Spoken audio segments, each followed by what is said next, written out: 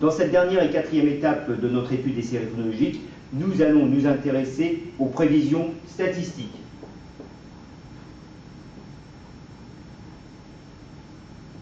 Alors c'est une partie très intéressante parce que en pratique, c'est une partie très importante car cette partie-là va nous permettre en pratique de gagner de l'argent. Alors donc l'idée est la suivante, à partir du passé, on utilise les méthodes statistiques pour faire des prévisions et gagner de l'argent. Alors, je vous rappelle les trois autres étapes que nous avons évoquées précédemment. La première étape consistait à faire la représentation graphique. C'est une étape très importante parce qu'elle nous permet, dans un second temps, dans la deuxième étape, de choisir le modèle statistique. Alors, je vous rappelle qu'avec Excel, nous avons déjà les représentations graphiques et on propose des modèles linéaires, des modèles exponentiels, logarithmiques, etc. Et on voit bien que le dessin, c'est très important. Alors nous avons vu avec notre tableau, avec les trimestres et les ventes, que nous avons choisi un modèle multiplicatif. On aurait pu choisir un modèle additif. Quels sont les critères? En deux mots, je regarde les droites des maxima et des minima de mes pics de ma série chronologique. Si elles sont parallèles, je choisis le modèle additif. Si les droites des maxima et des minima ne sont pas parallèles, je choisis en général le modèle multiplicatif. Alors ici, on va faire l'hypothèse pour des raisons pédagogiques que nous avons choisi le modèle multiplicatif, YT égale CT fois ST plus epsilon-T. Et dans notre troisième étape, nous avons calculé le trend linéaire, CT, la composante saisonnière avec les 4 coefficients saisonniers, parce que nous avons 4 trimestres et donc 4 saisons. Et nous avions aussi calculé la composante aléatoire.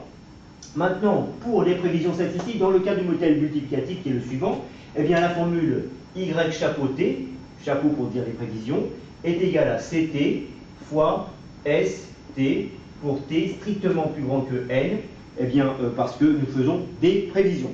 Alors, nous encadrons cette formule à connaître par cœur dans le cadre du modèle multiplicatif, et nous pouvons l'appliquer, par exemple, pour T strictement supérieur à N, on va prendre T égale 18.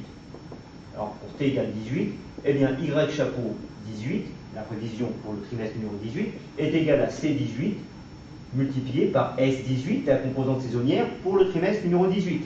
Alors, nous connaissons la règle, on fait la division euclidienne de 18 par 4, parce que nous avons 4 saisons, 4 trimestres, donc 4 fois 4, 16, et donc le reste c'est 2. Donc S18, c'est le coefficient saisonnier numéro 2, donc c'est égal, donc Y chapeau 18 à 0,46 471 fois 18 plus 20,425 multiplié par S2 est égal à 0,52.